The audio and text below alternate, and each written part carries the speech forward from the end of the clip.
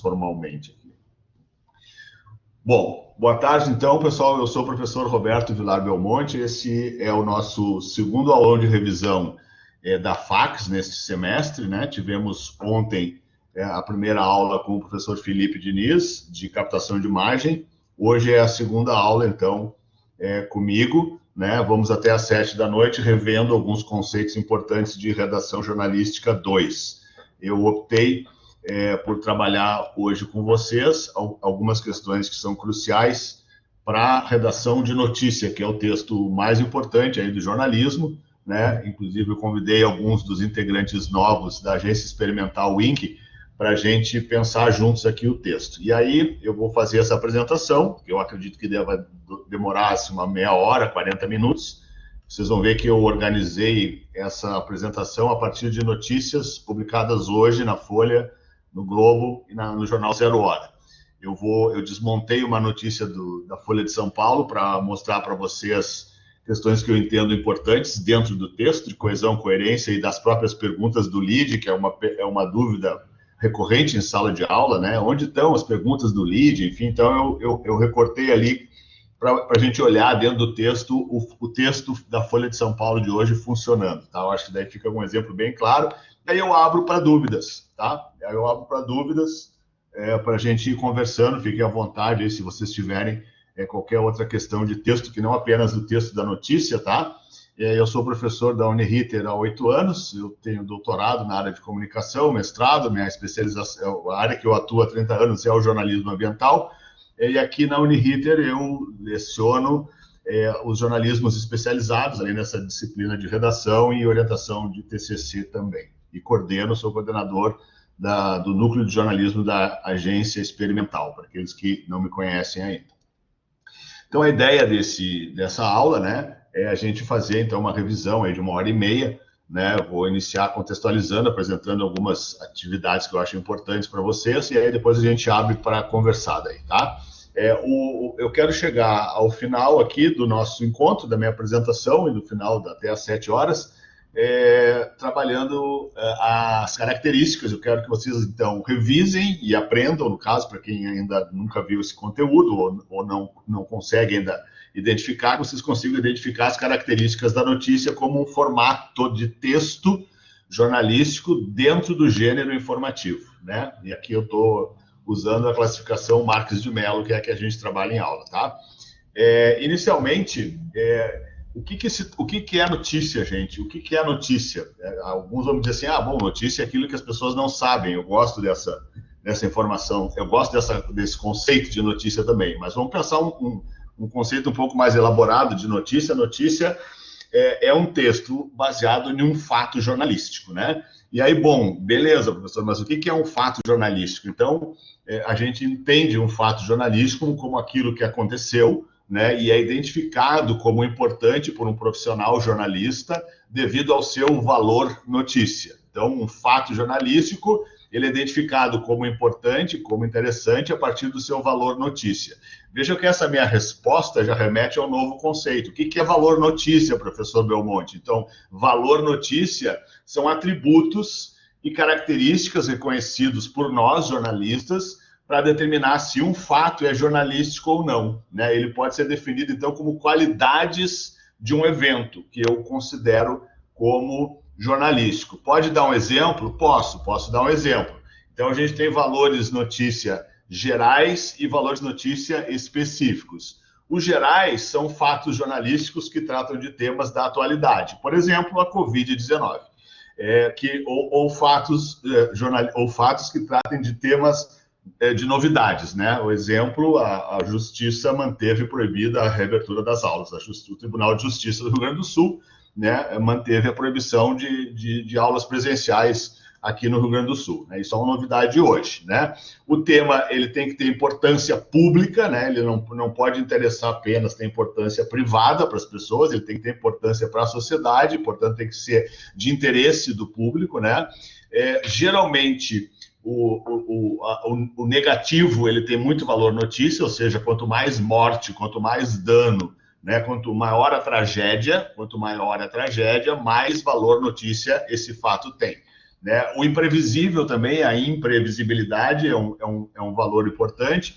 Coletividade, no sentido de que afeta todo mundo, né?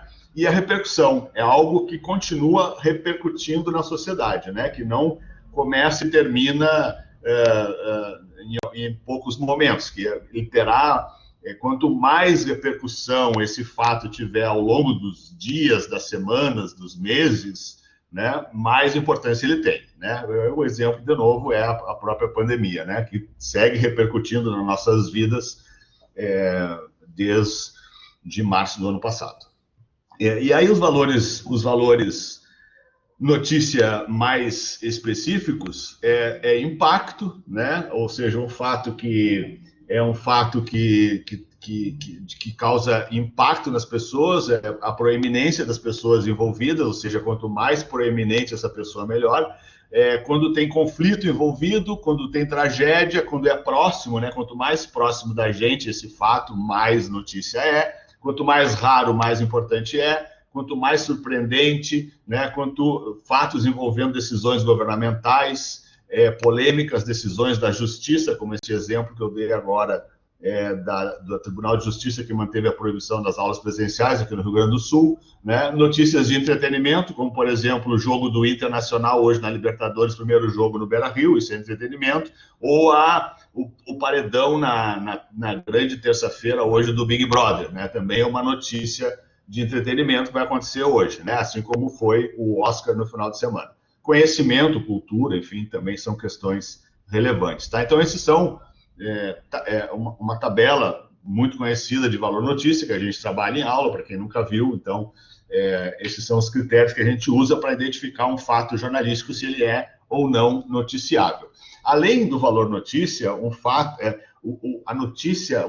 para se transformar em notícia depende de outras questões, que a gente chama de critérios de noticiabilidade. O valor notícia, né, a existência de um ou mais valores notícia, é um dos critérios de noticiabilidade.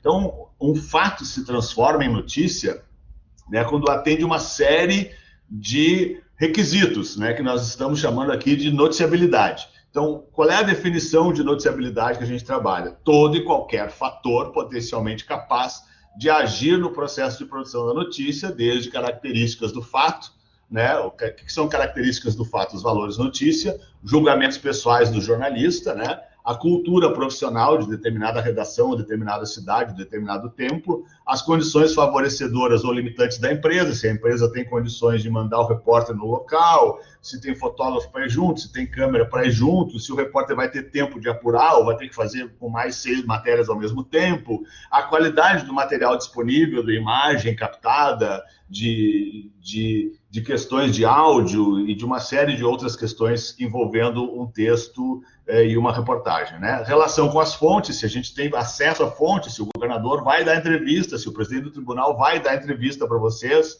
né? Se o presidente da República vai conceder entrevista, se o ministro vai falar, se o especialista lá em Covid vai receber vocês, né? Fatores éticos envolvendo as circunstâncias históricas, da maneira como a gente vai colocar esse dado ou não, né? Questões políticas, econômicas e sociais. Então, todas essas questões que eu estou falando se organizam no que a gente chama de rede de critérios de noticiabilidade em 3 instâncias. Na primeira instância do critério de noticiabilidade é na origem do fato, ou seja, na seleção primária, que é onde eu levo em consideração aqueles valores notícia, né? Proximidade, relevância, tragédia, conflito, todas aquelas questões que eu coloquei. Além dessa seleção primária, eu decido, ok, esse fato vai virar notícia. Eu preciso, então, tratar esse fato. É aquilo que a gente chama de critério de noticiabilidade no tratamento dos fatos. É a seleção hierárquica, é onde ele vai ocupar, que espaço ele vai ocupar na minha página, quantos centímetros na página vai ocupar, quantas retrancas eu vou incluir na matéria no site, quantos dias eu vou continuar falando desse assunto, quantas fontes eu vou mobilizar, quantos repórteres eu vou envolver para dar conta desse trabalho, né? Então, isso que a gente chama de seleção hierárquica. Quanto mais importante um fato, né, mais relevância ele terá. Maior relevância nessa seleção de hierarquia que a gente dá dentro de uma redação ele terá, né? E a visão dos fatos é o critério de notabilidade mais filosófico, que é a visão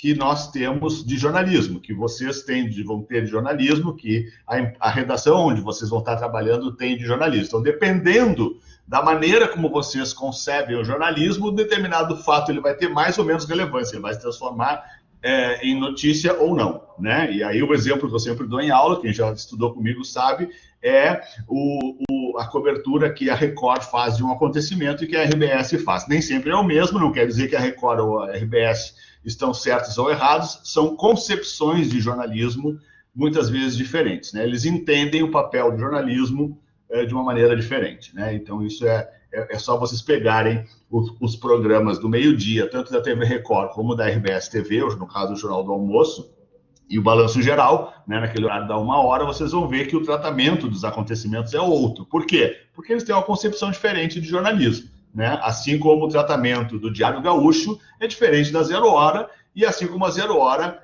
é diferente da Folha de São Paulo, tá bem? Então, esses são as três critérios de noticiabilidade, tentando responder para vocês por que as notícias são como são, né? Essas são uma das respostas que a gente dá para responder por que as notícias são como são.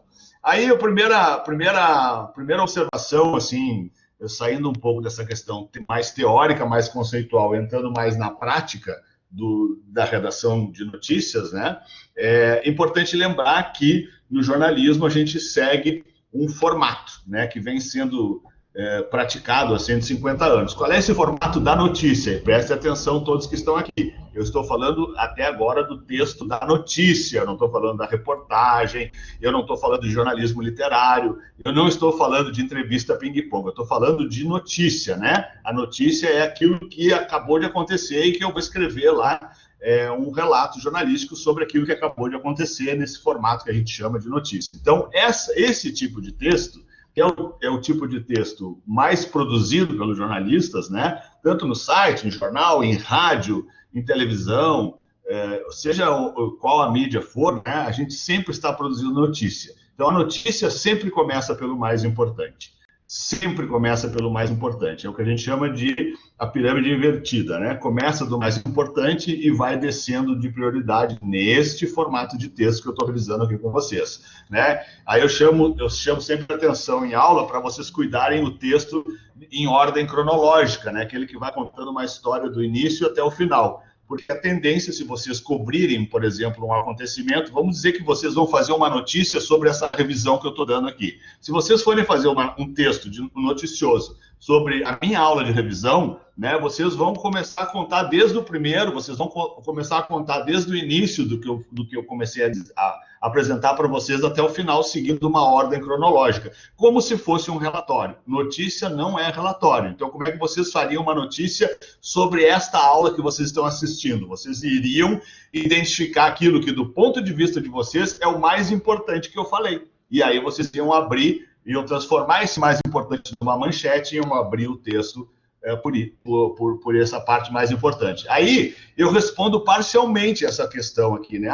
Ok, notícia sempre começa pelo mais importante. Mas quem decide o que é o mais importante? Vocês decidem o que é o mais importante. Como é que você sabe o que é o mais importante dentro do jornalismo? Acompanhando o noticiário, né? Acompanhando o noticiário. Nosso trabalho, o que o jornalista faz? O jornalista faz notícia. É isso que nós fazemos no jornalismo. A nossa profissão nós fazemos notícia. Isso é o que nos diferencia de qualquer outra profissão, né? Isso só nós fazemos, notícia. Nós somos especializados em identificar fatos jornalísticos a partir dos nossos valores notícia e critérios de noticiabilidade e transformar esses fatos que a gente julga interessantes e importantes em notícias, né? Então, só que para a gente conseguir identificar aquilo que é mais importante dentro deste monte de coisas acontecendo e dentro especificamente deste fato, eu preciso acompanhar o noticiário. Eu preciso saber o que é mais importante na disputa aí sobre abre ou não abre escolas. Eu preciso saber o que é mais importante na CPI da Covid que está sendo aberta hoje no Congresso Nacional. Eu preciso saber o que vem sendo dito sobre vacinas. Eu tenho que acompanhar o noticiário para saber o que é novo, né? Para saber o que é novidade, para saber qual é o mais importante de tudo que está sendo discutido, né? E aí não tem outra dica, não tem outra maneira. Tem que acompanhar o noticiário para conseguir identificar o que é o mais importante. Então aqui é a famosa pirâmide invertida, né? A gente abre respondendo as 6 perguntas do lead, que, quem, onde, quando, e depois o como e porquê. Depois apresenta dados secundários que ajudam a responder essas perguntas básicas, essas 6 perguntas básicas, e detalhes menores. De maneira que, se eu for cortar a pirâmide invertida, ela é uma invenção jornalística que permite 2 coisas. O leitor, ou o ouvinte, ou o telespectador, quando lê uma notícia em pirâmide invertida, ouve ou assiste na televisão um noticiário em pirâmide invertida, a notícia já começa pelo principal. Então, já no início, nos primeiros segundos, nos primeiros 2 parágrafos, ele já sabe o mais importante, né? Isso é uma das características. A outra é que o editor, tanto de rádio, de televisão, de jornal ou de site, se ele cortar, se ele for editar, se ele tiver que reduzir, né, uma notícia escrita em pirâmide invertida, se ele cortar embaixo, se ele cortar de baixo para cima, ele não vai perder o principal, porque ele sabe que a gente escreveu no formato de pirâmide invertida, ou seja, o mais importante está lá em cima. Então, tudo que eu cortar embaixo tem corte, né? Qualquer coisa que tiver embaixo é menos importante do que está lá em cima, porque eu já escrevi pelo mais importante. Isso são as duas grandes razões por existir esse formato de texto notícia que a gente chama de pirâmide invertida, para entregar logo para o leitor, para o telespectador, para o rádio ouvinte, o mais importante, e para facilitar o processo de cozinha, como a gente chama, de produção, né? Se precisar cortar ou reduzir, né, ou fazer uma segunda versão menor, eu corto de baixo, eu corto do final, né? E aí está tudo certo, eu não perco o principal segue ali. Por isso que existe esse formato de texto pirâmide invertida.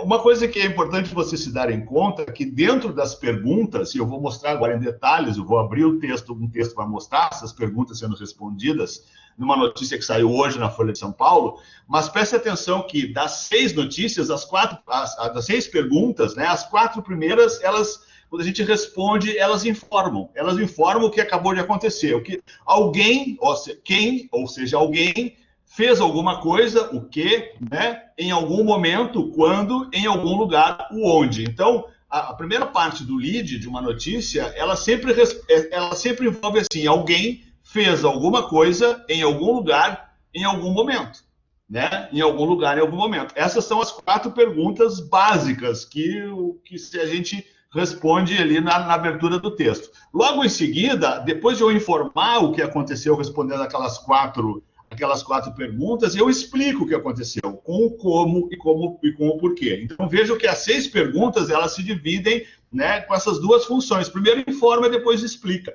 E vejam que eu consigo informar numa frase só, né? Quando eu respondo, alguém fez alguma coisa em algum lugar, em algum momento, eu já estou informando aquelas 4 perguntas. Depois, na próxima frase, eu explico como e depois o porquê. Então, num parágrafo, eu consigo rapidamente, nesse formato de pirâmide invertida, dar conta dessas 6 questões. A gente tem que pensar sempre um texto como um ser vivo, né? Vocês têm que imaginar que vocês são como a aranha dessa foto aí, que faz e tece a teia dela como a gente, com o mesmo carinho que a gente tem que pensar o texto. Vejam que essa teia de aranha, dessa aranha aí, que eu fotografei alguns anos atrás, ela faz cada cantinho daquela teia com um cuidado todo, né, para não deixar nenhum buraco para a presa dela não conseguir escapar. Quem é a nossa presa no texto? É o nosso leitor, é o nosso ouvinte, é o nosso telespectador. A nossa missão como escritores do jornalismo é prender a atenção, né, das nossas presas, entre aspas, né? Então, pensem sempre o texto como algo vivo. Todas as partes de um texto, portanto, se ele é algo vivo, estão conectadas. Não existe nada solto num texto jornalístico. Tudo tem uma razão de ser, né? E por isso, e obviamente a consequência disso é que nós temos que prestar muita atenção e caprichar na entrega do texto jornalístico, seja de rádio, televisão, site ou impresso, né, justamente para garantir que ele tenha essa tessitura, esse todo como uma teia de aranha. O que garante essa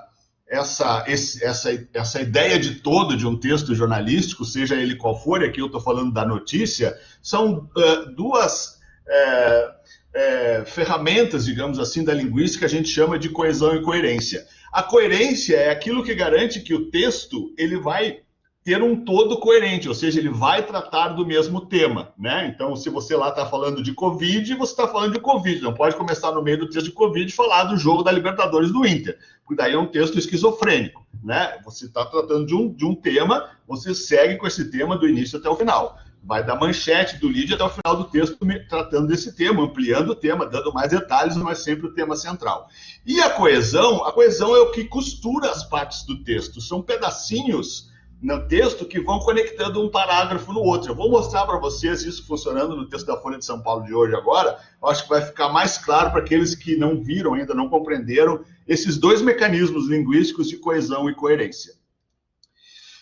Eu peguei, então, 3 notícias de hoje, tá? Essa notícia aqui da Folha eu abri ela para vocês, tá? Mas primeiro vamos ver, assim, essas 3 notícias de hoje, tá? Da Folha, do Globo e do Correio e da Zero Hora, elas têm questões comuns. Então, elas têm uma manchete com verbo. Por que a notícia tem manchete com verbo? Porque notícia é aquilo que aconteceu. Então, eu sempre vou precisar de um verbo, né? Num texto de reportagem, num texto mais literário é diferente. Na notícia, não. Né? Você precisa sempre garantir um sujeito, verbo e complemento. Então, veja lá. STF, ou Supremo Tribunal Federal, manda. Esse é o verbo. O STF, qual é a notícia? Qual é o mais importante? A gente começa pelo mais importante. Qual é o mais importante dessa notícia que saiu hoje na Folha de São Paulo? O mais importante é que o STF mandou o governo criar um programa de renda básica para extrema pobreza. E aqui já tem um primeiro detalhe. Vejam que na manchete isso aconteceu ontem, tá? Aconteceu hoje, ontem. Mas a Folha de São Paulo colocou o verbo da manchete no presente. Ó, STF manda e depois no texto aparece aqui decidiu, tá no passado, ó, decidiu, tá vendo? Ó, isso é uma sacanagem jornalística para não envelhecer a notícia. Se mantém o verbo no presente na manchete da notícia e depois ele aparece no passado no corpo do texto, né? Então, todas essas notícias desse formato de pirâmide invertida, eles têm uma manchete, elas vão ter uma linha de apoio que complementa a informação principal que está ali. Vejam ali esse exemplo, ó. STF manda governo criar o programa de renda básica para extrema pobreza. Agora eu vou ampliar a informação com a linha de apoio. Decisão atende pedido da Defensoria Pública, segundo a qual lei sobre o tema, criada há 17 anos, ainda não foi implementada. Né? E aí, então, eu vou ler aqui, tem o que a gente chama de lead, o sublead, que é o primeiro, aqui é o lead, o primeiro parágrafo, aqui o sublead, o segundo parágrafo. Eu ampliei aqui à esquerda para dar leitura para vocês. Uma coisa super importante, tá? Eu falei que a gente abre uma notícia pelo mais importante. E para saber o mais importante, eu tenho que acompanhar o noticiário para saber o que é mais importante. Né? Então, nessa disputa da renda básica, o mais importante ontem, no fechamento dos jornais, era essa decisão do Supremo Tribunal Federal. Né? Então, isso aqui é o mais importante, ampliado ali pela linha de apoio. Linha de apoio é essa partezinha aqui de baixo, tá?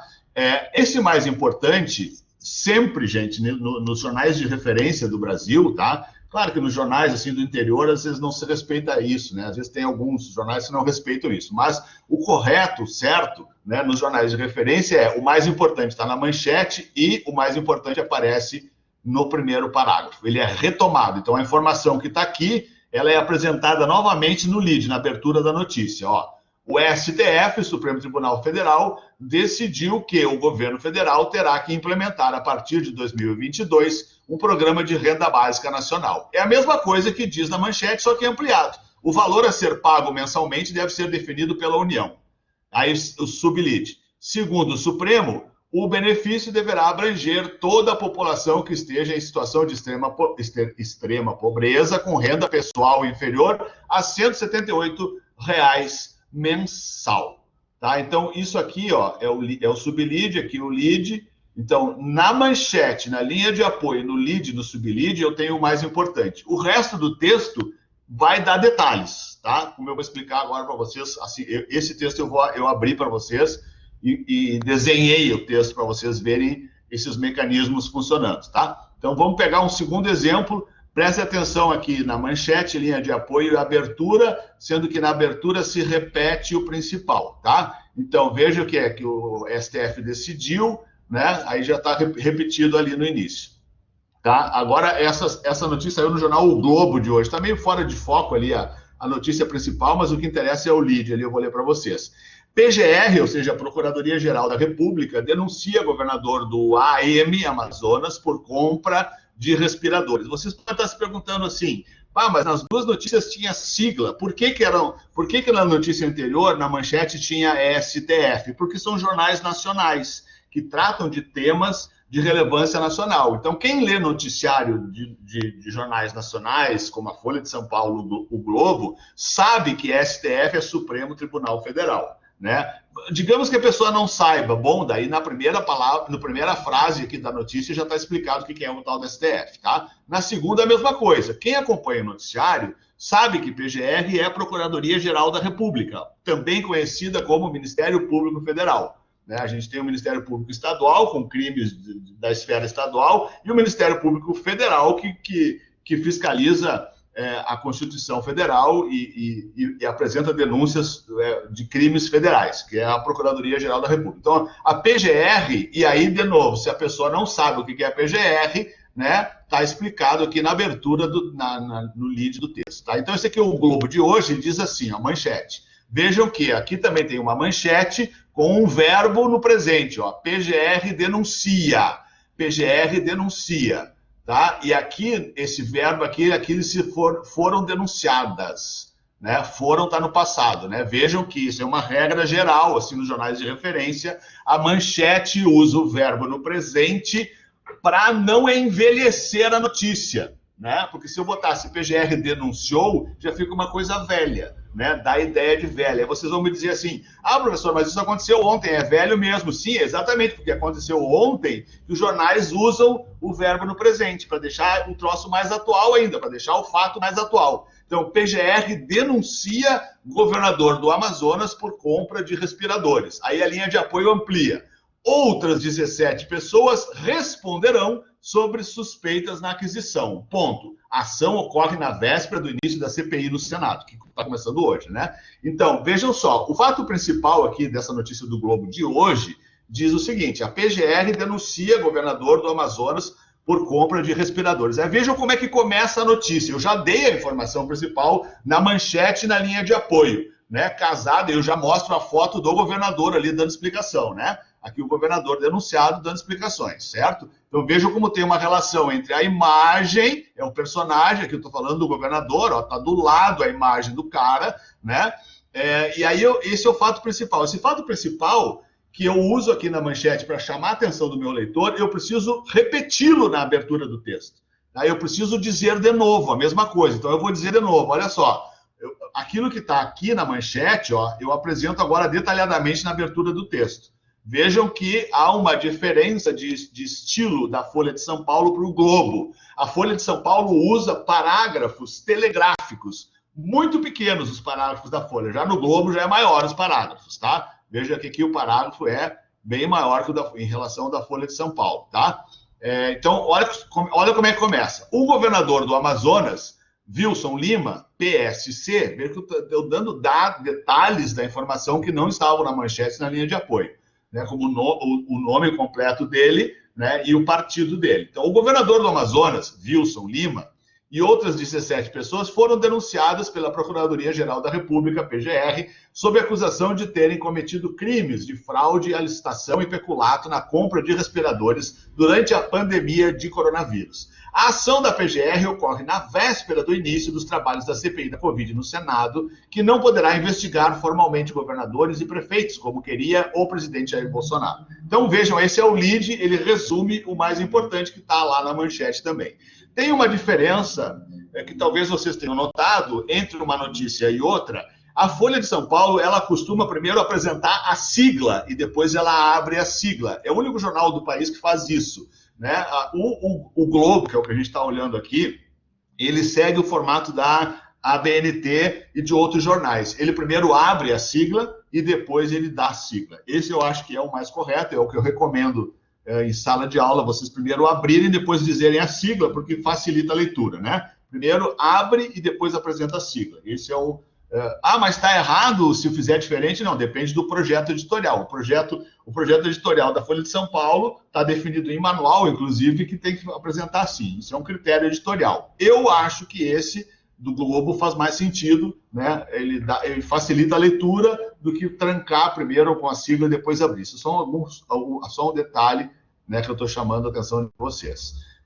Seguindo aqui agora para a notícia da 0 Hora, essa notícia saiu na 0 Hora de hoje, tá?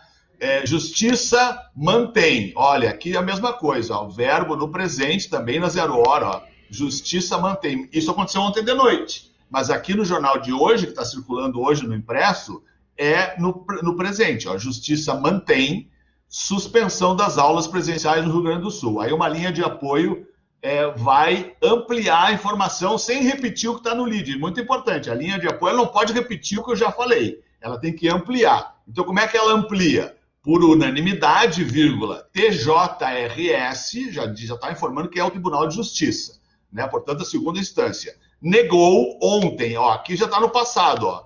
Vejam que na manchete é mantém, aqui é negou ontem, aqui já na linha de apoio já está no passado aqui, tá? Negou ontem recurso do Piratini contra a liminar que impede a retomada das atividades nos colégios, tá? Então aí começa o texto, tá? Vamos ver aqui. Agora ainda não disse quantos votos, nem na manchete nem na linha de apoio. Vamos ver como é que abre o texto. Por 3 votos a 0, desembargadores da 4ª Câmara Civil do Tribunal de Justiça do Estado, TJRS, decidiram não atender ao recurso do Palácio Piratini e um agravo do Ministério Público contra a decisão liminar que determinou, no final de fevereiro, a suspensão das aulas presenciais em escolas do Rio Grande do Sul enquanto a bandeira preta estiver vigente. Com isso, não está autorizado o retorno das atividades presenciais da educação infantil e do 1º e 2º anos do ensino fundamental. Aí vem o sublide. A sessão ordinária foi iniciada às 18h35 em formato remoto e não teve transmissão ao vivo. As decisões foram divulgadas por meio do perfil do Tribunal de Justiça no Twitter.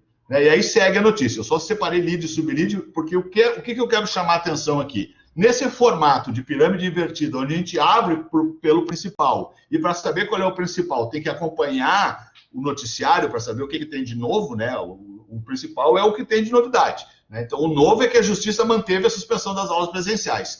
Isso que eu chamo de o principal, que é o que está sempre na manchete, e com o verbo, Justiça mantém. Por quê? Por que o verbo? Porque é alguma coisa que aconteceu, eu estou relatando algo que aconteceu, né? Isso que está lá no principal, ele tem necessariamente que estar na abertura do texto no lead. Isso não tem exceção.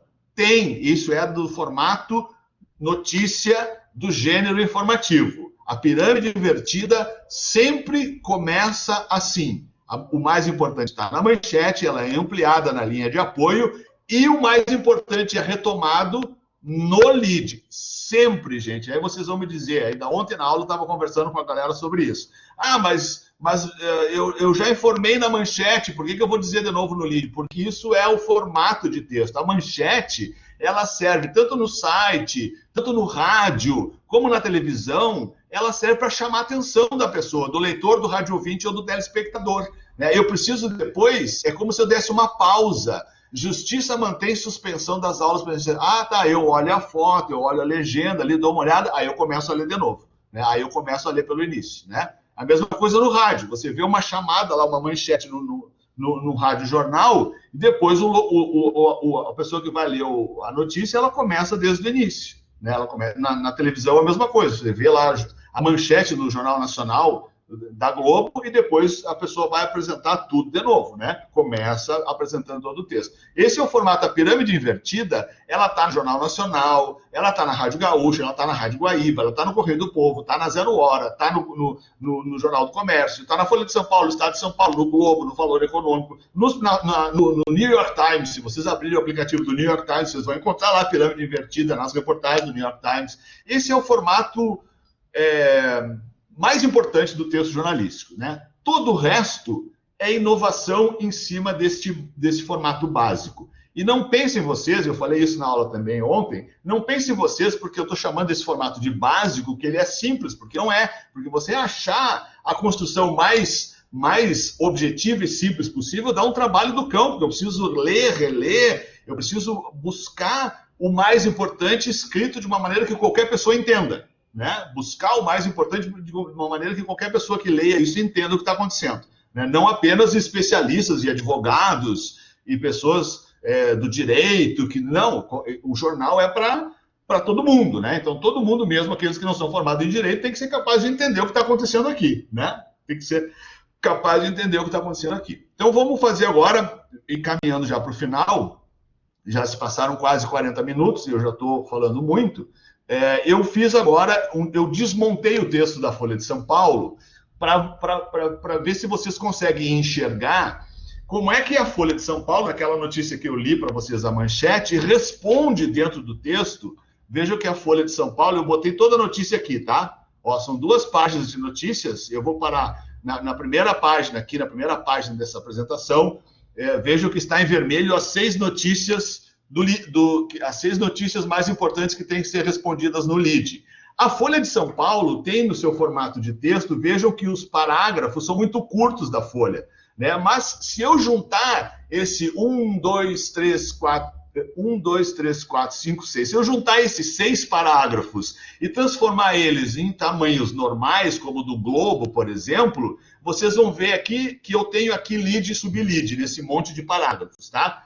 Se eu juntasse eles e desse um tamanho mais convencional, não o tamanho telegráfico do texto da Folha de São Paulo, aqui eu teria justamente o lead e o sublead, que é onde as 6 perguntas são respondidas. Então, veja lá, a manchete, como eu já tinha mostrado lá, STF manda, no presente, governo criar programa de renda básica para pessoas em extrema pobreza. Aí a linha de apoio amplia. Decisão atende pedido da Defensoria Pública, que afirmou que lei sobre o tema, criada há 17 anos, ainda não foi implementada. Aí vejam como é que começa o lead. O lead começa respondendo 2 perguntas. Quem fez o quê? Quem? O STF, Supremo Tribunal Federal, fez o quê? Decidiu que o governo federal terá que implementar, a partir de 2022, um programa de renda básica nacional. O valor a ser pago mensalmente deve ser definido pela União. Aí ele segue ampliando. Segundo o Supremo, o benefício. E aí, por que eu sublinhei o benefício e um programa de renda básica? O programa de renda básica é o benefício. Então, para não chamar de programa de renda básica, eles transformaram o programa de renda básica em benefício. E isso dá isso dá coesão no texto. É isso que dá a liga entre um parágrafo e outro. Isso que faz avançar a notícia. Então, ele retoma, segundo o Supremo, o benefício, que poderia ser também o Programa de Renda Básica Nacional, deverá abranger toda a população que esteja em situação de extrema pobreza, com renda pessoal inferior a R$ 178 mensal, por mês. A pessoa que ganha menos de 178 vai ter direito, então, a esse Programa de Renda Básica Nacional. Como que foi? Aí ele vai responder agora no terceiro parágrafo curto, como eu chamo na Folha de São Paulo, como que foi o julgamento, né? A notícia é uma decisão do STF. Sobre o que trata a notícia? Uma decisão do STF sobre o Programa de Renda Básica Nacional, né? Como é que foi essa decisão? É a terceira pergunta que a notícia vai responder. O placar do julgamento foi 7-4. Aí ele vai explicar como é que foi a decisão. Os ministros Gilmar Mendes, Dias Toffoli, Alexandre de Moraes, Carmen Lúcia, Luiz Fux, Cássio Nunes Marques e Luiz Roberto Barroso formaram a maioria. Aí, formaram a maioria, agora ele vai tratar da minoria. Aí ele conecta. Os ministros Marco Aurélio, Edson Fachin, Rosa Weber e Ricardo Lewandowski, por sua vez, ficaram vencidos. Em vez de dizer minoria, ele poderia ter botado minoria, só que para o texto ficar mais interessante, ele botou ficaram vencidos ao defender a implementação imediata do programa com valor equivalente ao do salário mínimo, atualmente de R$ 1.045. O tema, vejam que de novo, o tema foi julgado. Onde foi julgado? O que é o tema? É o benefício ou o Programa de Renda Básica Nacional, né? Que aqui ele transforma. Olha quantos sinônimos estão trabalhando no texto. O Programa de Renda Básica Nacional, o benefício, e agora estão chamando de o tema. né? O tema foi julgado, onde foi julgado? Na sessão do plenário virtual da Corte. Quando foi julgado? Nesta segunda-feira, 26. Por que ele foi julgado? E por que o STF está se metendo num tema que deveria ser do governo federal? O Bolsonaro que deveria implantar isso, não é o STF que tem que se preocupar com o programa de renda básica. Então, por que o STF decidiu isso? Aí a notícia já informa. Porque a decisão foi tomada em ação apresentada pela DPU, Defensoria Pública da União. O órgão afirmou que, passados mais de 17 anos da promulgação da lei que criou o programa Renda Básica de Cidadania, o Poder Executivo ainda não havia regulamentado o benefício, né? Veja, eu botei umas setas aqui para vocês verem. Aqui ele retomou a palavra benefício, ó, que estava no segundo parágrafo, tá? E aqui a palavra decisão estava lá em cima no linha de apoio, apareceu aqui embaixo de novo, tá? Deixa eu riscar aqui para vocês verem, aqui embaixo, ó, decisão, e aqui em cima, decisão. Aqui benefício e aqui benefício. Veja como a gente não pode repetir a mesma palavra no mesmo parágrafo, mas distante é bom repetir porque faz o texto dar liga no texto, né? Mantém a coerência do texto, ou seja, o leitor percebe que eu estou falando da mesma coisa, eu estou mantendo a unidade temática do texto, né? Um texto é uma decisão do STF sobre o Programa de Renda Básica Nacional, que eu estou chamando de benefício, né? E estou chamando de decisão também, né? Esse é sobre o que o tema trata, tá bem? Então, vejam a palavra decisão aqui embaixo, ela também aparece aqui com o verbo decidiu, tá vendo? Lá em cima, ó, na linha de apoio fala decisão, na primeira linha da notícia aparece decidiu, e depois esse decidiu se transforma em decisão lá embaixo. Vejam como são retomadas as palavras principais, tá bem, gente? Isso tudo que eu estou mostrando para vocês, isso não dá em árvore, isso é pensado, exatamente como a aranha faz.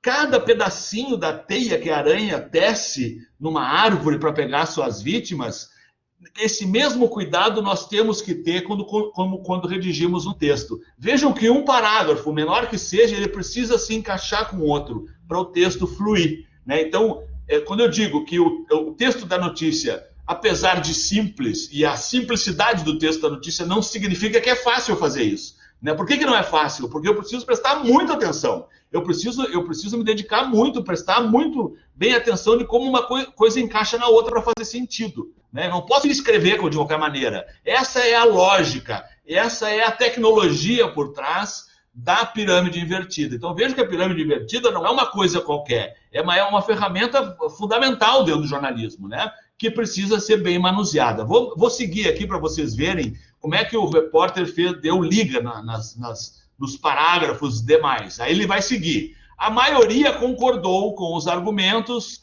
da defensoria, parará, parará, parará. Aí, quando ele está falando que a maioria concordou, aí ele diz assim, a maioria concordou, aí no próximo parágrafo ele vai explicar. A maioria concordou com os argumentos da defensoria, mas dentro da maioria prevaleceu o voto do ministro Gilmar Mendes, ó. Então, vejam que a maioria concordou, ele está relacionado com prevaleceu o voto, né? Ele segue explicando o que aconteceu com a maioria. O voto do ministro Gilmar Mendes, piriri, piriri, piriri. Aí, esse parágrafo aqui abre com aspas, ó. Pela primeira vez aparece uma aspa. E aí, quem vai falar, disse Gilmar, né? Aí retoma aqui o Gilmar, que foi o que prevaleceu o voto, é o Gilmar que fala aqui entre aspas, né? Aí o Gilmar termina esse parágrafo com disse Gilmar. O Gilmar, ele é um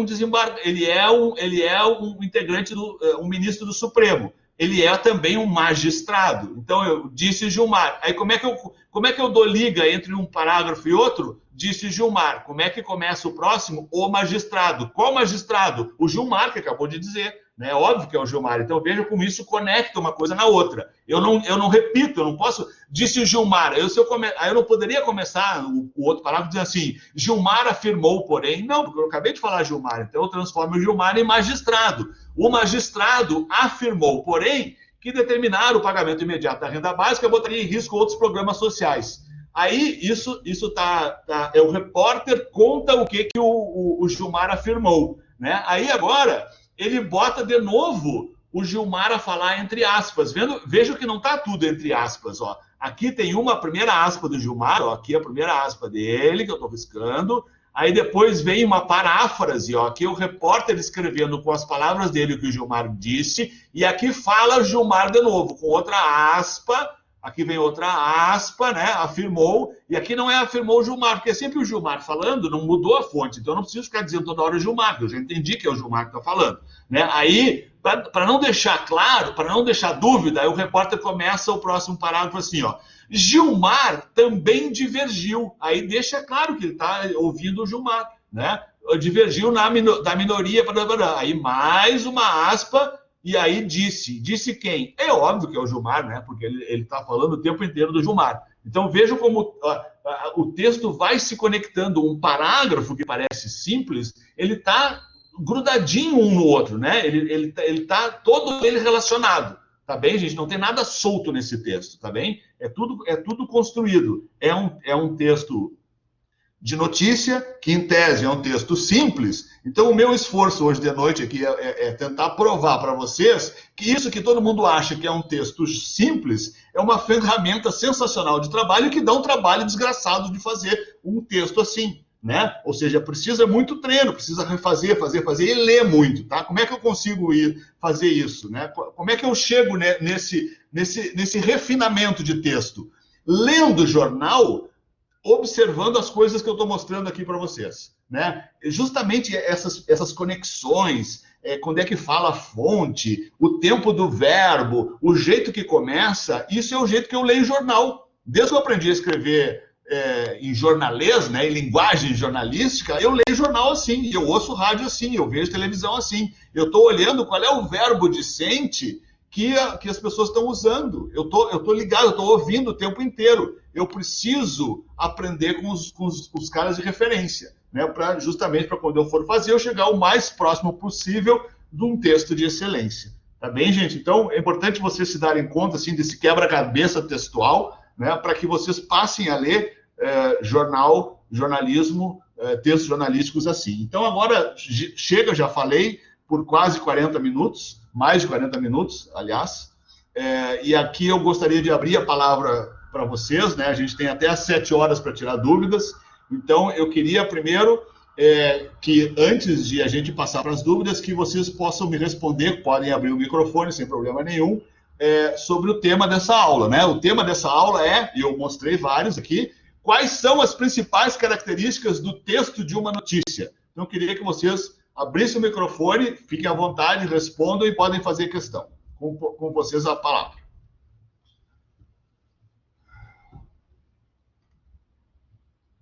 Podem perguntar, gente.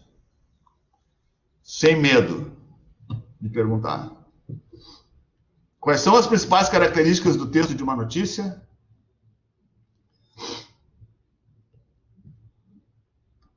Estão aí? Professor? Dali Liner. Tá me ouvindo? Diga. Tá me ouvindo? Muito bem. Olha, Estou te ouvindo. no primeiro Eu semestre, te ouço aqui, eu te ouço aqui, te ouço no podcast também. Tá bem bom, se tá legal, tá bom. Tá indo. Eu tô fazendo o primeiro semestre, então tô cursando Redação Jornalística 1, então a recém encaminhando. Mas eu acho que principais características do texto de uma notícia, principalmente, é o fato que a gente está informando, a relevância dele, a coerência e a coesão pirâmide textual. Invertida. Liner, a pirâmide invertida, Exato. Abrir pelo principal, né? Essa é a mais importante característica, abrir pelo principal, pelo mais importante. Isso. E pelo mais importante, e responder as perguntas que a gente tem no lead ali. Até a gente fez uma atividade agora de redação 1, hoje vai ser corrigida, que a gente começou a escrever o lead, né? Com base na pirâmide invertida e nas perguntas e tudo mais. Então, eu acho que essas são as principais características do texto de notícia, na minha opinião. Acho que mais alguém gostaria?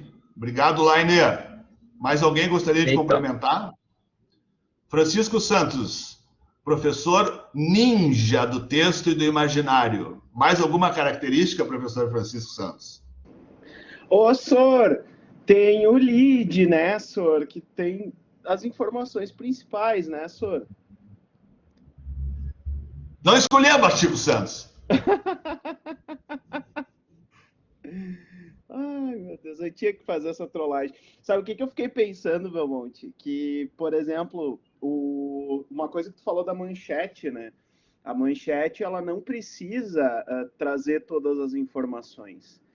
E, nesse sentido, inclusive, tu falou ali da Folha de São Paulo, que faz meio que uma inversão da lógica da BNT, né? Enfim, de trazer já a sigla logo de cara das coisas e depois vai abrir no lead. Isso é bem bacana. E aí eu fiquei pensando quanto de publicidade tem isso, né? No sentido de chamar atenção e produzir interesse. Sim, citando a sigla primeiro, né?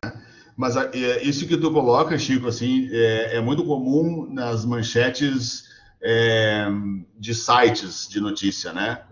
De sites no G1, de tu fazer uma manchete como principal sem entregar tudo, né? Para dar leitura, né? Para tu chamar o interesse e a pessoa seguir com o dedo, né, baixando a notícia, né? Com o cuidado sempre de conseguir, nesse formato de pirâmide invertida, de tu conseguir apresentar o máximo de detalhes ali na linha de apoio, no lead e sublead.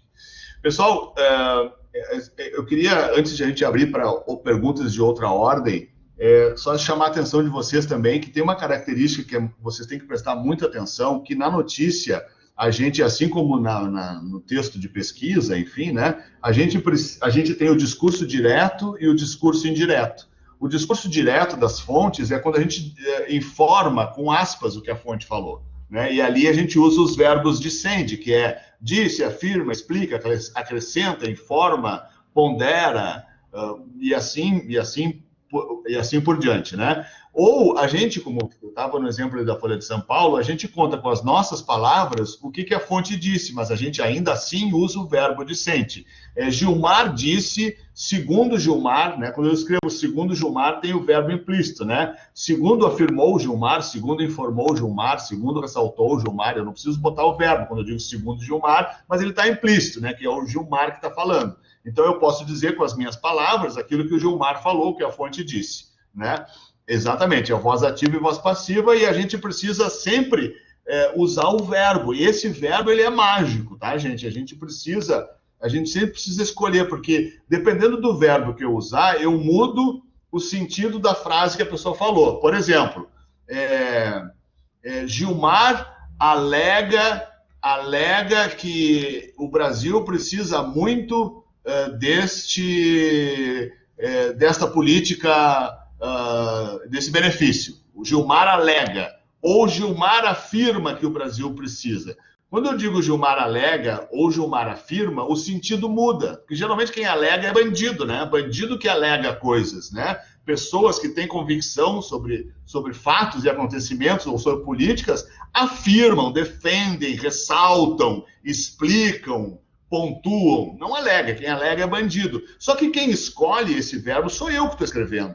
Então vejo que quando vocês fazem alguém alegar alguma coisa, vocês estão desacreditando a pessoa, né? Vocês estão desacreditando as pessoas dizendo que alegam, né? Então quem alega é o desgraçado que matou não sei quem, que está dando depoimento lá pro delegado. Fulano alegou que deu um tiro acidental na cara do seu cunhado, né? A gente sabe que obviamente não foi isso que aconteceu, mas o cara falou, bom, tá naquela situação, o cara disse. A gente precisa prestar atenção nisso. Então, essa é uma característica super importante do texto de notícia, que também se repete na reportagem, se repete em outros, mas na notícia ele é fundamental, tá, gente? Porque a gente tem menos espaço para dizer coisas importantes e a escolha do verbo correto para explicar o que a fonte disse é muito importante. Acho que, de uma maneira geral, assim, de revisão de notícia, era isso. Se alguém ficou com dúvida do conteúdo de notícia, fique à vontade de perguntar. Agora eu estou aqui aberto, disponível para tirar qualquer outra dúvida de redação jornalística que vocês tenham, que vocês queiram perguntar. Temos ainda meia hora de conversa. Podem abrir o microfone aí sem medo de ser feliz, perguntar. Ô, Belmonte, Oi, Na verdade, Matheus Machado. não é bem uma pergunta, é mais um pedido de indicações tuas. Ah, onde tu recomenda assim, para a gente buscar tanto o sinônimo como também o significado assim, das palavras para ajudar na hora de escrever a notícia ou da reportagem também para evitar a repetição das palavras? No dicionário profissional.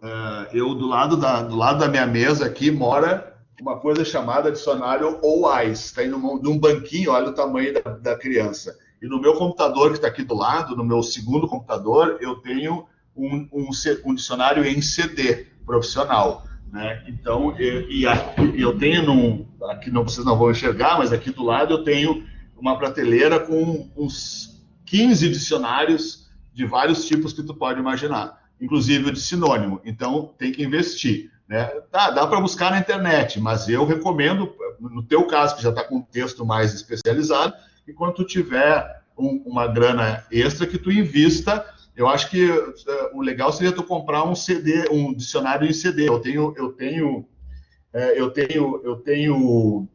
um dicionário que eu comprei em CD que ele vai sendo atualizado. Eu paguei uma vez só e ele vai se atualizando. Então, é um investimento legal para gente que trabalha com texto, tá? Então, assim, cuidado com a internet, isso que eu quero te dizer, tá? A internet, às vezes, rapidamente ajuda, mas quando é para pensar o texto com mais critério, né? Não sei, o Francisco Santos está aí ainda?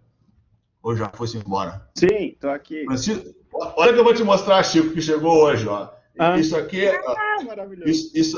Isso aqui vale também. Sempre que eu posso, eu invisto em coisas para dominar melhor o texto. Então, eu acabei de comprar um texto aqui sobre mitologia dos orixás.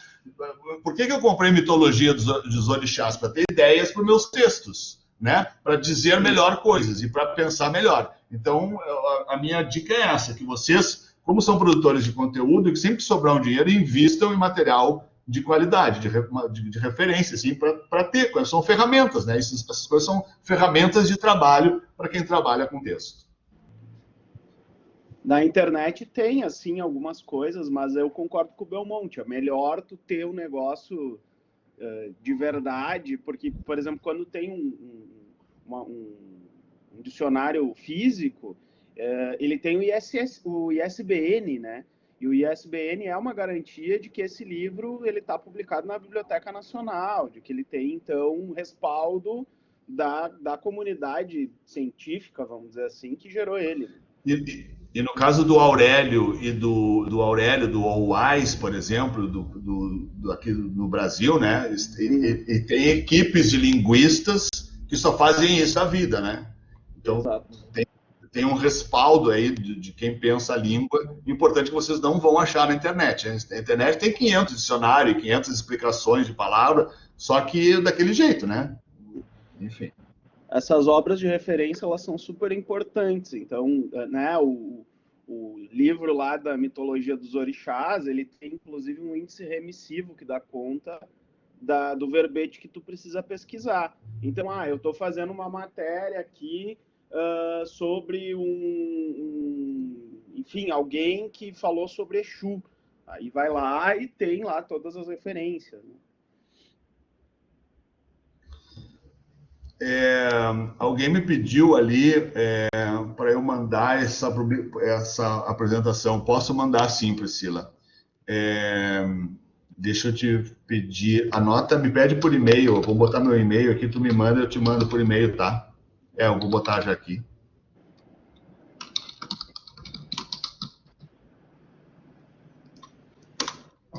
Eu já te mando agora. Essa aula fica disponível em algum local, a gravação. Eu estou gravando, eu não sei, Lainer, onde vai ficar. Eu posso depois, para vocês que são da INC, botar na roda lá.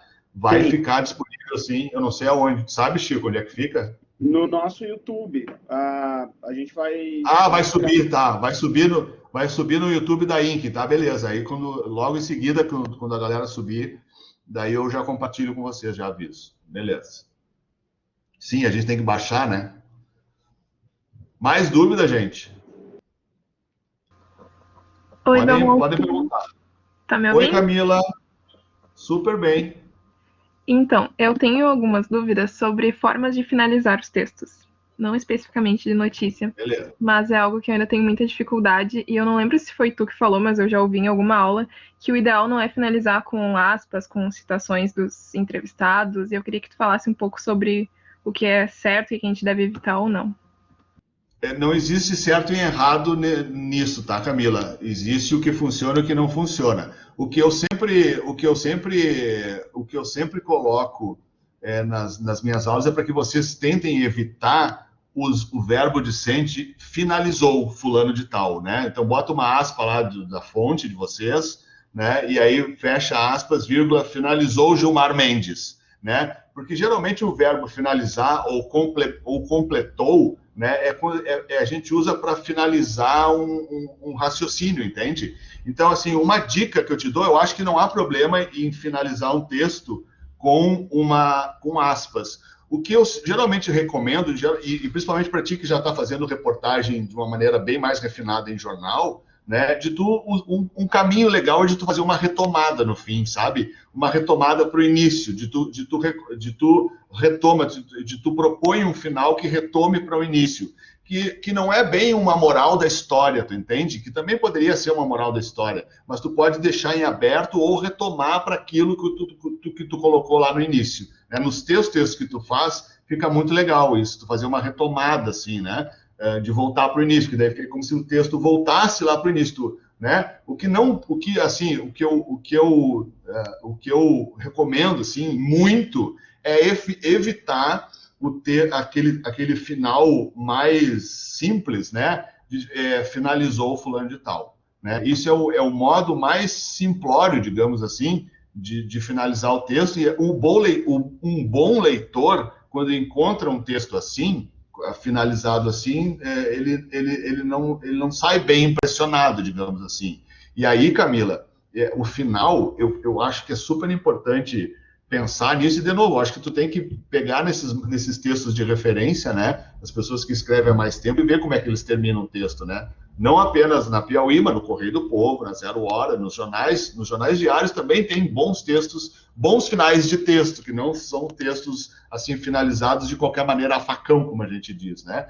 E uma coisa que tu precisa levar em consideração, eu acho massa a tua pergunta, é que tu imagina uma pessoa, tu baixou uma matéria de uma página no jornal, tá? Aí a pessoa entrou na tua casa chamada texto e ficou contigo a tarde inteira, ou seja, leu o texto até o final. Tu tem que te despedir dessa pessoa, desse leitor que te leu até o final, de uma maneira decente, né? Ou seja, tu tem que marcar o leitor na despedida, tu tem que levar ele até a porta e se despedir com galhardia, com educação, né? Tu tem que mostrar para o leitor que tu tá preocupada com ele até o fim do texto, para que ele volte para tua casa, para que ele volte te visitar. Porque daí, se tu surpreende o leitor na abertura do texto, durante o teu texto e ainda no final, o que ele fala? Nossa, a Camila escreve super bem. Quem é essa guria? Camila Souza. Tu entende? É uma maneira de tu ir fazendo o teu nome também no mercado, entendeu? De tu ir marcando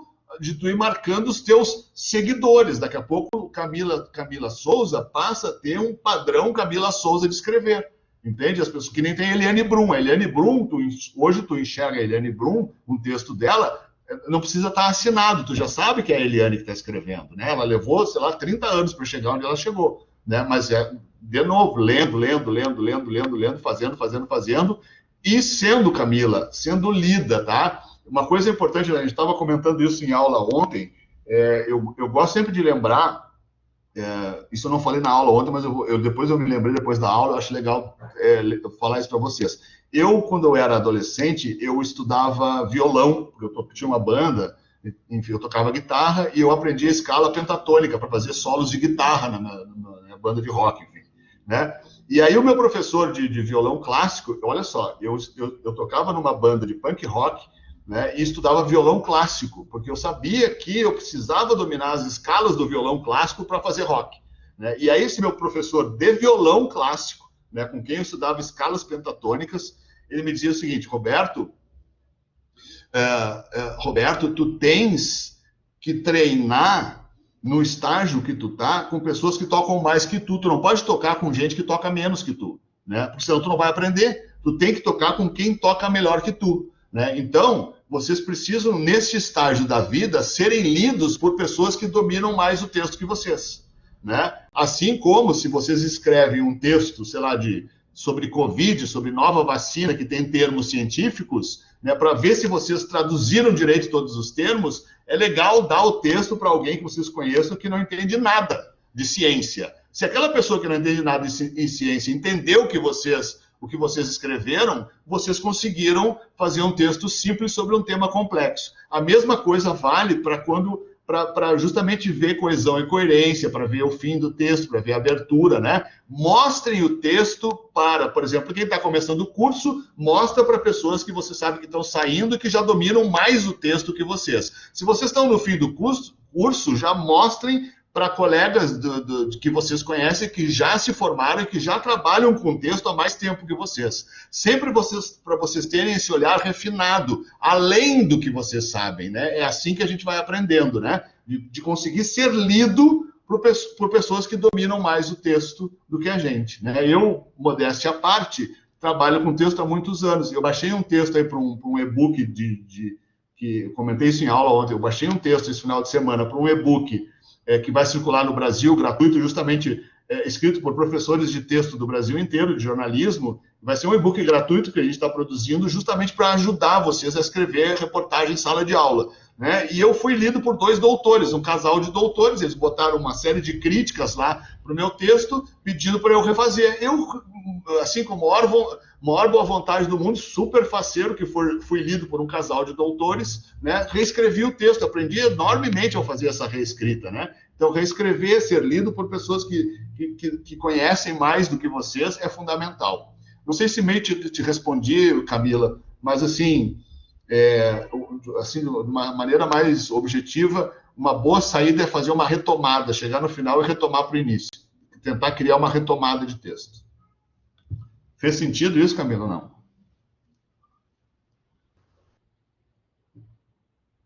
Obrigada, Belmonte. Mais dúvidas, mais perguntas? Vale 4 horas complementares, André Rodrigues. Daqui a pouquinho eu já vou colocar os links para vocês preencherem, tá? O Luciano, acho que eu até já posso colocar agora. Espera um pouquinho, eu vou botar no chat o link vocês têm que preencher 2 links, tá? Um link para esse agora é das horas complementares e o outro é uma pesquisa sobre a aula aqui. Aí está o link das horas complementares. Preencho aí, tá? Esse é o do Luciano. Agora eu vou botar o segundo link, que é o da pesquisa de satisfação aqui que vocês têm que responder. Esse segundo tá aqui, ó. Eu botei aqui a bibliografia também, se vocês quiserem, tá? E aqui, ó, esse é o segundo, tá? Esse segundo, vocês têm que responder esses 2 questionários aí. O primeiro é das horas complementares, o segundo é para saber se deu certo essa aula, enfim, tal. Por favor, respondam aí, senão vai dar problema se vocês não responderem, tá? Tá, André? Conseguiu abrir aí o Docs? Tem, André? Deu aí? Beleza. Mais perguntas, gente? Vamos lá. Que revista é para vocês lerem? Piauí. O Estado de São Paulo é muito bom o texto também. A Folha de São Paulo é o básico bem escrito. Eu tenho uma pergunta, senhor. Diz, Chico. Olha só, eu agora que estou viciado no Big Brother, eu tenho acompanhado alguns portais de notícia. E aí, por exemplo, diálogo da Juliette com a Vitube, né? E aí abrem, é bem isso, abre aspas, a frase da pessoa, e aí alterna entre disse Juliette, disse a advogada, se ela está no paredão, é disse a emparedada. E a Vitube é tipo a youtuber, a emparedada. A fedida, a que não toma banho, a porquinha. Tipo isso. E aí, assim, a notícia é super maçante, assim, do tipo... porque é basicamente a narração de um diálogo que acontece sem muito intervalo e por exemplo... esses jornalistas poderiam dizer algo do tipo, a fulana fez uma feição diferente. Só que daí tem, enfim, como fazer esse tipo de notícia sem ficar chato? Chico, esses exemplos desses sites não são notícias, são transcrições de falas. Não, é sério, isso não é notícia. Porque para ser uma notícia, tu teria que assistir toda a noite, né? Então tem aqueles resumos da noite que tu abre pelo principal. O problema dessas coisas que a galera fica tweetando e fica acompanhando em tempo real na internet e precisa abastecer o tempo inteiro. Né? Então, assim, agora a VTube dá um peido. VTube dá um peido na piscina e sai bolinhas. Agora o Arthur disse pro Gil que jamais beijaria ele de língua. Arthur nega beijo de língua e Gil. E aí o cara escreve, aí abre aspas e aquilo ali. E assim eles ficam a noite inteira. Isso não é notícia. Isso é transcrição de falas com o formato de uma notícia. Entende? Então, assim, é possível, sim, fazer notícias sobre as falas do Big Brother, mas dentro de um contexto mais elaborado, dentro de uma prova, dentro de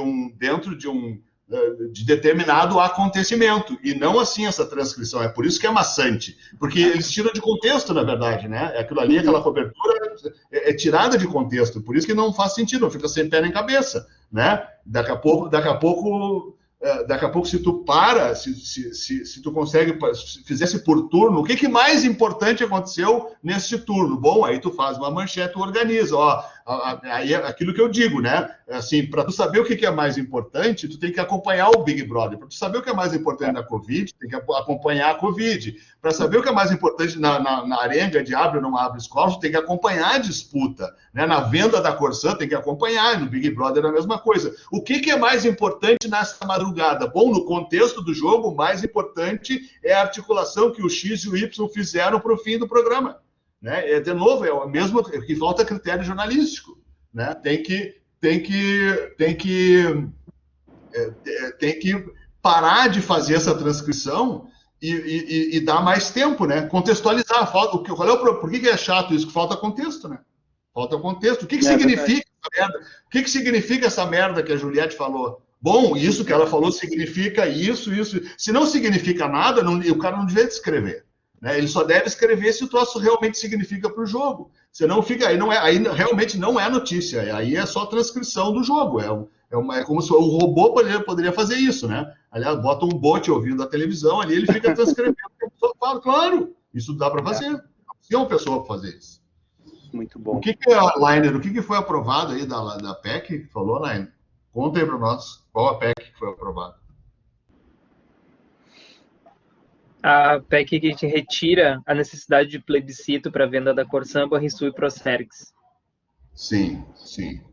A solução é alugar o Brasil, dizia o Raul Seixas, e aí o Eduardo Leite diz, não, a solução é vender o Rio Grande. Estava errado, Raul. Raul queria só alugar. Tem que vender tudo essa merda mesmo. Para mim, que sou bancário do Banrisul, né? Sim. Por isso que a gente já está fazendo outra coisa já. Demite o Lainer e contrata um programa de computador para operar lá o que ele faz. O que mais, gente? Dúvida de texto aí. Natália, desculpa, minha internet caiu e perdi o link da presença. Poderia disponibilizar de novo? Sim, disponibilizarei o link da presença. O primeiro link é o das horas complementares, da presença, tá, gente? Vocês precisam preencher, senão não tem horas complementares. Esse é o do Luciano. Aqui é o da presença. E depois é um segundo que vocês têm que preencher de satisfação, que esse é para saber se deu certo a aula, se não deu certo a aula. É o segundo agora. Vai de novo aí. E o meu e-mail eu já tinha compartilhado. Mais dúvida, gente? Por favor. Temos ainda mais uns 10 minutinhos até às 7. Oi. Oi, Kathleen. Saudades de ti. Saudades de eu surtando, incomodando você, né? Uhum. Eu adoro quando vocês me incomodam. Eu não sei se cabe a pergunta, mas enfim.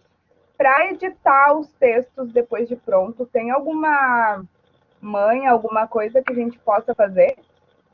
Tem, Kathleen, ler em voz alta. Ler em voz alta é muito importante no momento de editar, porque daí tu vai ver se tu está repetindo palavras, se a frase não está interrompida, se o que tu está escrevendo está fazendo sentido. Leia em voz alta o texto. Isso não tem erro nunca, tá? Vão te achar louca se tiver outras pessoas contigo, mas não tá azar. Né? É assim mesmo, a gente é meio louco mesmo. Lê em voz alta os textos. É a grande dica que eu tenho para te dar, não precisa dar os berros, né? Mas para que tu possa ouvir, tá bem? Isso é o mais importante, assim, no processo de edição. Tá bem, obrigada. E ler bons textos, né? E ler, né? Assim, e quando tu ler outros textos de referência, tu vê como é que foram editados. Esse exercício que eu fiz com vocês aqui, né? Da Folha, do Estadão, da Zero Hora, pode fazer com o Correio do Povo, ver como é que a galera edita os textos. Né, ver os outros fazer, isso é super importante sempre. Agora, quando vocês passam a estudar jornalismo, vocês não leem mais jornalismo para se informar, vocês leem texto de jornalismo para se informar e para ver como é que os outros fazem também, né, para desmontar a produção textual, né, justamente para vocês verem essas soluções. Né? Não tem uma fórmula, tá, Kathleen? Isso é processo, tá bem? Cada vez mais tu vai fazendo, isso vai aprendendo fazendo. É assim e lendo, né? Lendo e editando. Valeu. Mais dúvidas, gente? Podem perguntar qualquer coisa aqui. Quem vai ganhar o Big Brother, eu digo também. Agora o Chico saiu, senão eu já dizia para o Chico quem vai ganhar o Big Brother. Fala aí, então. Tu acha que é a Juliette mesmo? Depois de uma briga ferrenha com o Gil, Juliette será campeã. Olha aí. Viu só?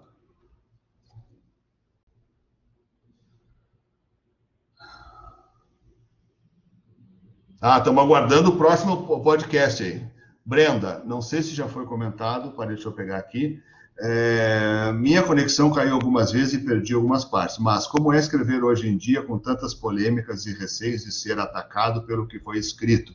Brenda, se tu fizer jornalismo, tu não vai ser atacada nunca, tu só será atacada se tu ficar manifestando tuas opiniões nas redes sociais. Se tu fizer jornalismo, se tu se ativer aos fatos, no caso aqui a notícia, tu não vai ser atacada se tu praticar bem a tua profissão. Claro, algumas pessoas não vão gostar da notícia e vão te atacar, mas isso faz parte, né? Isso tu vai ignorar, né? Isso aí faz parte do jogo. Todo mundo que é incomodado pelo jornalismo vai atacar o jornalista. Aí, bom, isso faz parte do jogo. O que tu não pode é ser atacada por fazer mau jornalismo. Então, o meu conselho, né, se é que vale alguma coisa, o meu conselho, de tu sempre, quando publicar um texto jornalístico, ter certeza que tu cumpriu todas as regras de checagem, que tu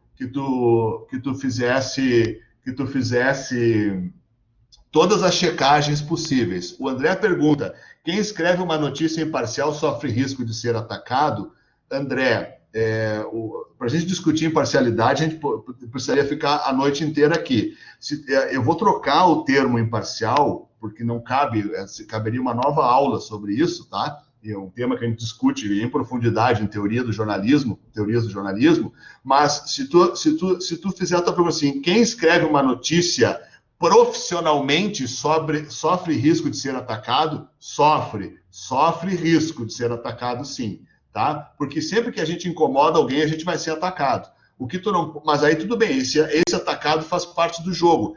Ser atacado porque cumpriu a tua missão jornalística, tá tudo certo. O problema é tu ser atacado porque tu fez mau jornalismo. Aí é um problema, né? Então eu trocaria o teu imparcial por profissional, né? De tu cumprir, né, de tu checar as informações, de tu ouvir as tuas fontes, de tu não inventar as coisas, de tu manter o contexto das falas das tuas fontes, né, para tentar chegar o mais próximo possível de uma objetividade, o mais próximo possível, né, sempre ponderando assim, né. Então eu tiraria esse termo genérico que tu colocasse de imparcial e trocaria por profissional, né? Então, assim, o que é ser profissional? é tu ouvir todas as fontes que tu tem que ouvir, de tu respeitar o ponto de vista das tuas fontes, mesmo quando é diferente do teu, de tu te ater aos fatos, de tu checar as informações mais controversas que te dizem verbalmente e tentar fundamentar isso com documentos ou checar com outras pessoas que viram o mesmo acontecimento. Se tu fizer isso, não há problema que tu seja atacado, né? Até o bom jornalista, ele sempre será atacado. O que tu não pode é ser atacado por fazer mau jornalismo. Isso vocês têm que evitar. Se vocês forem atacados fazendo bom jornalismo, aí é currículo, inclusive, né? Aí vocês podem botar no currículo de vocês. Fiz bom jornalismo e fui atacado pelas pessoas que eu denunciei. Tá tudo certo. É assim mesmo. O problema é quando vocês não forem atacados. Aí o que vocês fizeram não fedeu e nem cheirou. Não fede, não cheira. As pessoas não se importam com o que vocês fizeram. Se vocês não incomodarem ninguém, vocês não vão ser atacados nunca. Né? Agora, quando incomodar, incomodem jornalisticamente, profissionalmente, usando as técnicas do jornalismo. Aí tudo certo. Aí vocês serão sempre atacados, mas porque cumpriram a função de vocês. Existe muita diferença, pergunta a Priscila, no modo de escrever para o impresso e para o digital? Para mim, a principal diferença, Priscila, é que no digital tu precisa necessariamente levar em consideração as técnicas de SEO, de otimização dos mecanismos de busca, as técnicas dos algoritmos do Google para ser encontrada.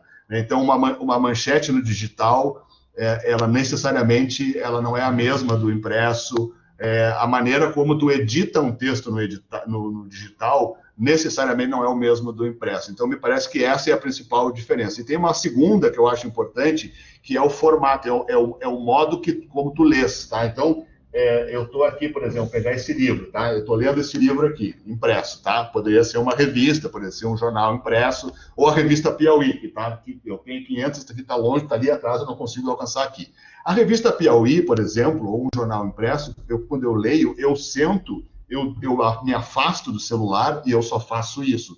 Então, eu posso usar parágrafos maiores, eu posso usar recursos, é como eu assistir o cinema, né? Quando tu vai no cinema, quando a gente tinha a chance de ir no cinema, né? Qual é a vantagem de uma tela grande? Quando um diretor de cinema sabe que você vai assistir uma história numa tela grande, ele pode colocar detalhes que só numa tela grande a gente enxerga. E se eu for ver o mesmo filme no celular ou mesmo na minha televisão, não vai fazer sentido. Então, eu acho que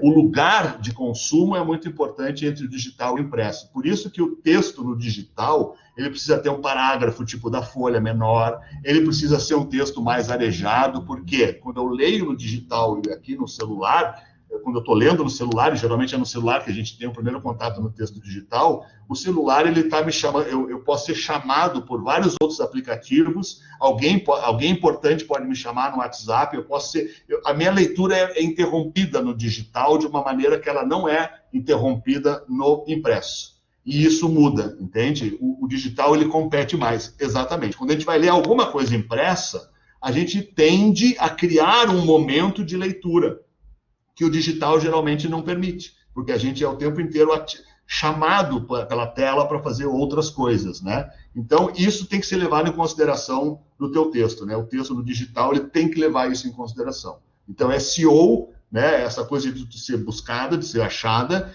e o jeito do consumo que muda, né? Então, eu acho que são mudanças, são aspectos muito importantes, assim, né? Em tese, tu vai te dedicar para isso, né? Porque tem pessoas, por exemplo, que leem no ônibus. Mesmo tu lendo no ônibus, indo para a FAP ou indo para a orfanotrófio, tá, tu é disputado outras questões. Se tu tiver com o celular, talvez tu vai estar olhando o celular, mas se tu decidir, não, agora eu vou do centro, eu vou pegar a Rubem Berta, ou orfanotrófio na Salgado Filho, e do centro até a orfanotrófio, eu vou ler aqui a 0 hora de hoje. É bom, tu te organiza, tu só faz isso no ônibus, né? Só faz bem sentadinha lá, todo mundo se espremendo na orfana, pendurado lá, e tu lendo a 0 hora. Bem faceira, fingindo que nem é contigo, né? Tu te organiza. Eu sou um que faço isso quando eu ando de ônibus, eu não ando de ônibus há mais de ano, mas eu vendi meu carro porque eu acho esse espaço, esse momento do ônibus, um privilégio para eu ler, né? É um momento que eu uso para ler, né? Eu sou um que organizo, por exemplo, quando eu vou para a FAP é meia hora, né?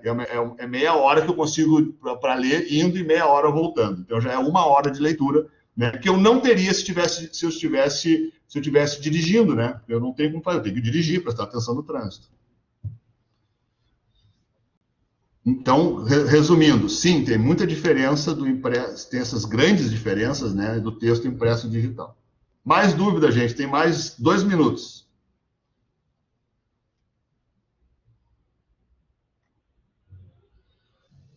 Responderam as coisinhas ali? Todo mundo respondeu? Todo mundo respondeu as presenças, os negócios?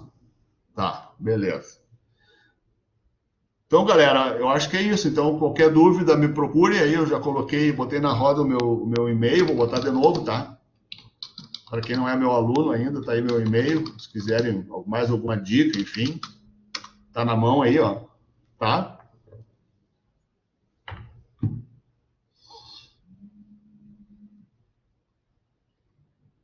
Beleza. Uma boa noite para vocês.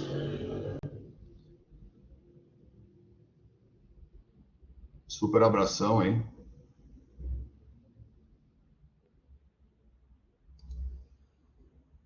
Vou interromper a gravação, então boa noite, muito obrigado.